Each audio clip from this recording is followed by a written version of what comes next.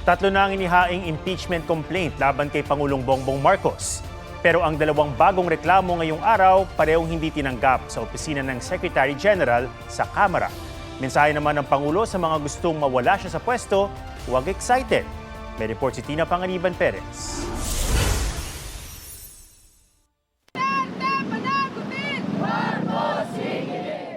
Nangalampag sa House of Representatives sa mga miyembro at kaalyado ng bagong alyansang Makabayan o Bayan bago nagpunta sa Office of the Secretary General para ihain ang pangalawang impeachment complaint laban kay Pangulong Bongbong Marcos. Ang ground ng kanilang reklamo, betrayal of public trust, kaugnay ng maanumalyang flood control projects.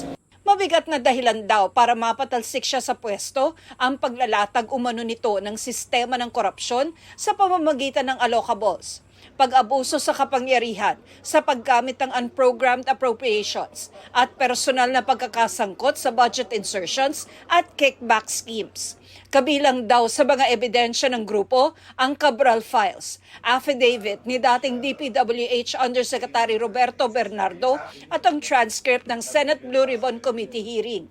Sina Representative Antonio Tino ng ACT Teachers Party List, Rene Co ng Kabataan Party List at Sara Elago ng Gabriela Women's Party ang nag-endorso ng reklamo. Pero tumanggi raw ang Executive Director ng Office of the Secretary General na tanggapin ang impeachment complaint dahil nasa abroad si House Secretary General Cheloy Garafil. Ayon sa kanya, wala siyang authority to receive the complaint. Nag-iwan kami ng kopya doon sa opisina. Under the rules, it is enough that we submit to your office. At we expect that on Monday, this will be transmitted to the Office of the Speaker.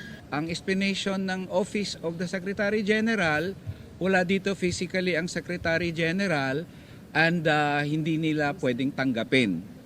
Ang tanong, mayroon bang nagpo-prohibit sa inyo na tanggapin ito despite the rules of the House? Umakyat ang grupo sa Office of the Speaker para ipaalam ang nangyari. Pero walang tao dahil nakareses ang Kongreso.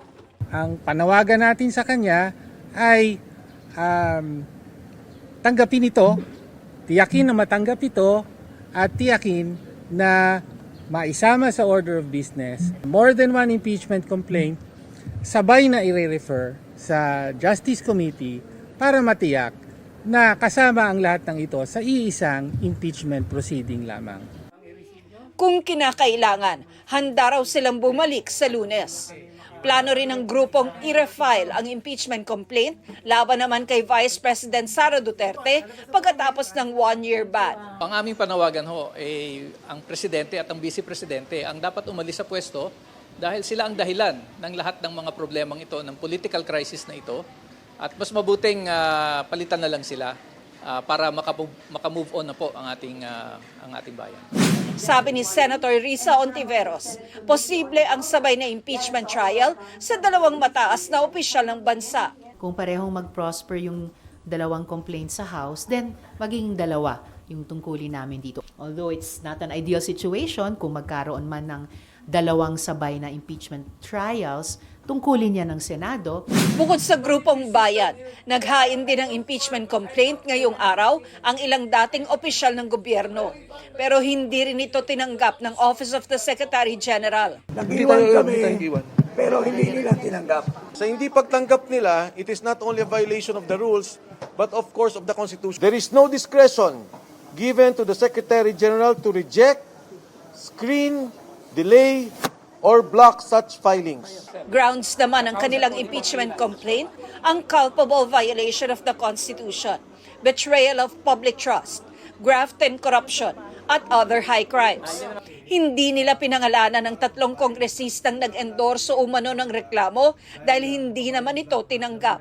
The rules speak of file before the Secretary General. It refers to the office of the Secretary General, not to the person herself. Kasi pwedeng gawing excuse yan eh. Kung ayaw niya magpa-file, hindi siya sisipot sa opisina niya. Di ba? Pwede ba yan? Hindi naman siguro pwede yan.